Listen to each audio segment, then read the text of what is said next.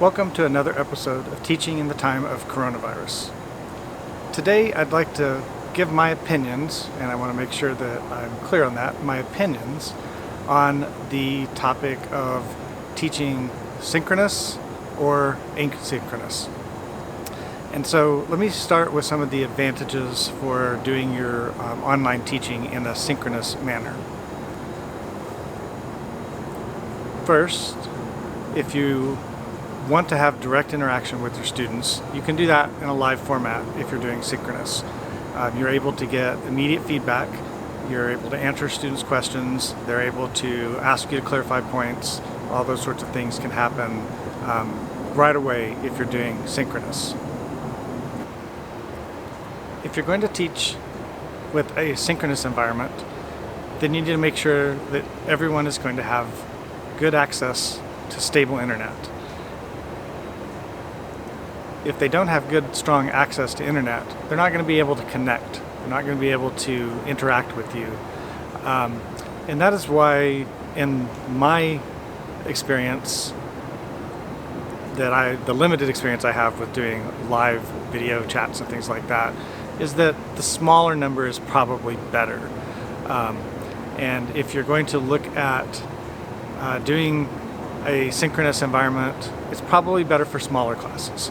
If you're talking a small class, I did a lab meeting yesterday with a group of 10, no problems at all.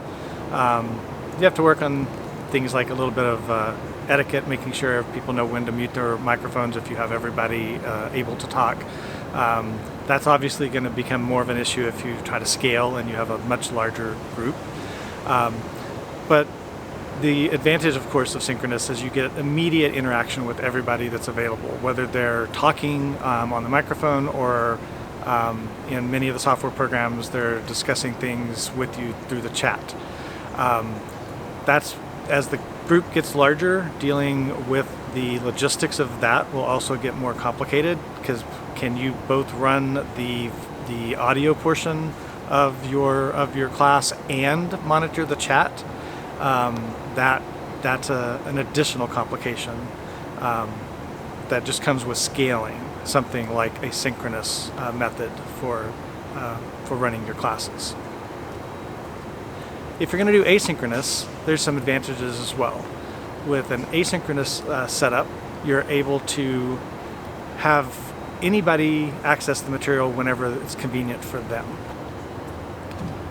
Of course, if you're doing asynchronous, you lose the immediacy of responses and being able to interact directly with those students at that moment when they have the question.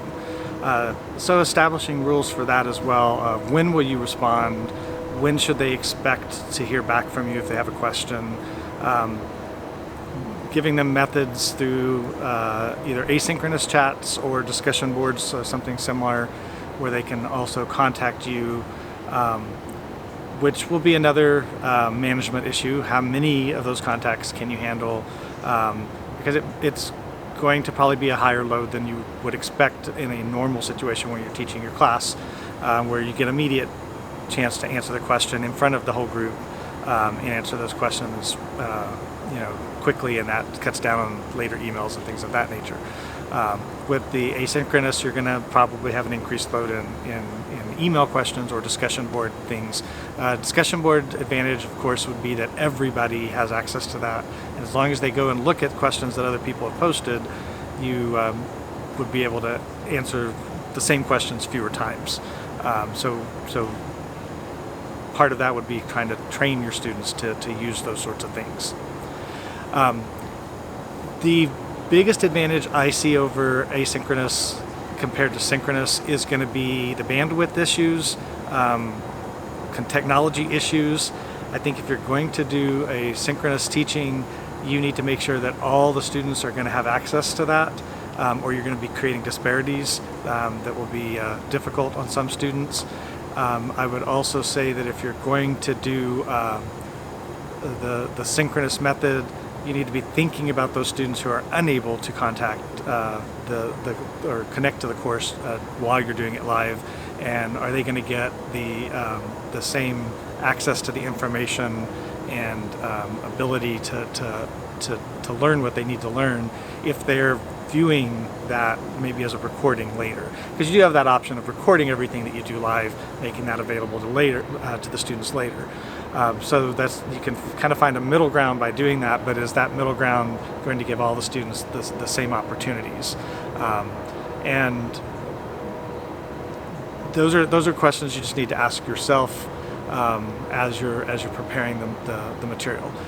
The reason why I think asynchronous in the long run, for at least the situation we're in right now, is probably better. Is you are giving the students control of when they do the work or when they review the material, which with lives and perhaps children or parents' jobs, whatever it is that they're having to deal with outside of the classroom right now, they can work this in when it fits best in their schedule.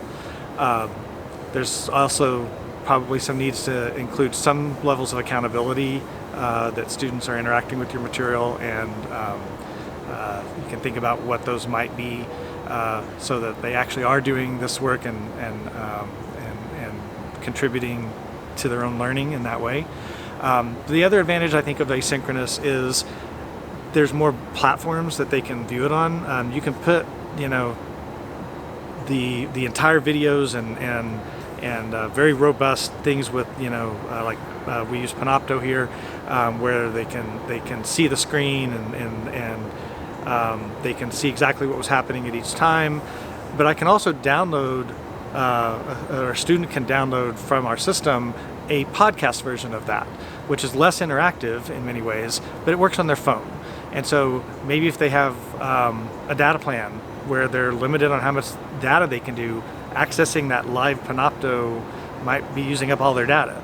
Whereas later downloading that podcast version of it would use a very small amount of their data, and they can download it, save it to their device, and then view it without using additional data while they're and then that also allows them to view it when they're not online.